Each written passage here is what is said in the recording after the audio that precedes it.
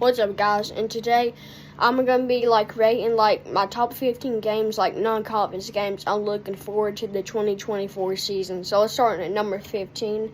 I think I'd have Nebraska and Colorado. So Matt Rule versus Deion Sanders. I think it could possibly be a good game. It's actually happening this year, but this is for next year. So that's why I have it number 15.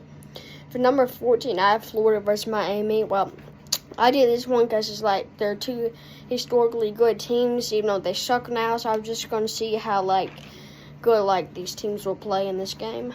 Next game would be let's see. Give me a second. Wait, did I rate this one? Oh yeah, Purdue versus Notre Dame.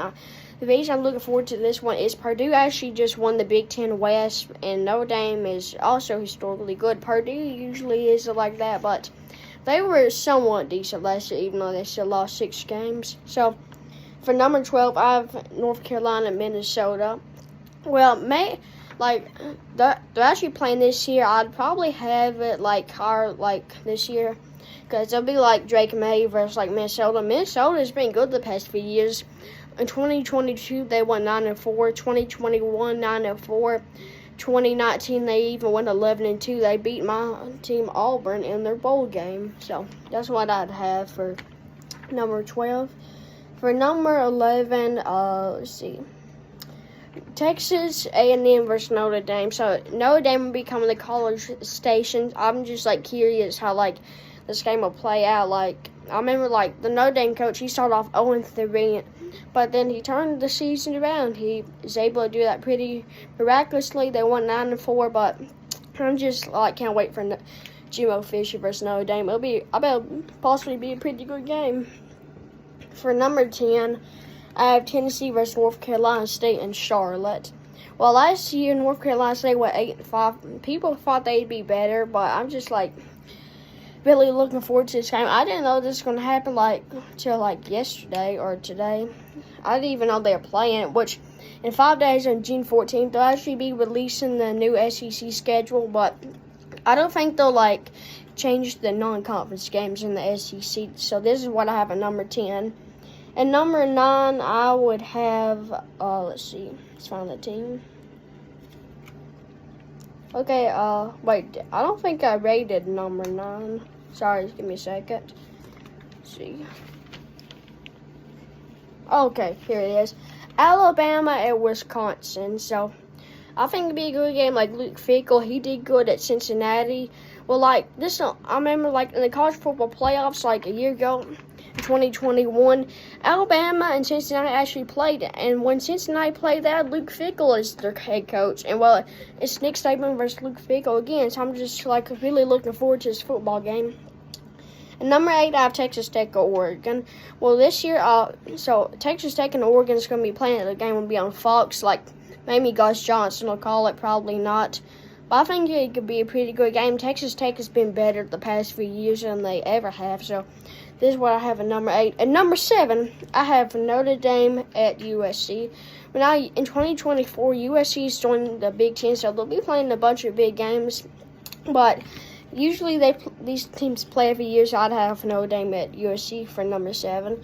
For number 6, I'd have LSU versus UCLA. Well, UCLA, they will also be joining the Big Ten in 2024 of USC. Two big, name brands in the Pac-12, but now they'll be in the Big Ten. Now, I think it'll be a dominant conference. They'll have Ohio State, Penn State, Michigan. Michigan State can sometimes be good, and now they'll even be adding USC and UCLA. 6 good teams, but currently it's 5 because Michigan State sucks now. But so that's what I have at number 6, LSU versus UCLA. And number 5, I have Florida State and Notre Dame. Well, last time they played is 2021. Florida State was bad that year. They went 5-7. Notre Dame went 11-2, but Florida State actually took Notre Dame to overtime. So I'm curious how that game will play out.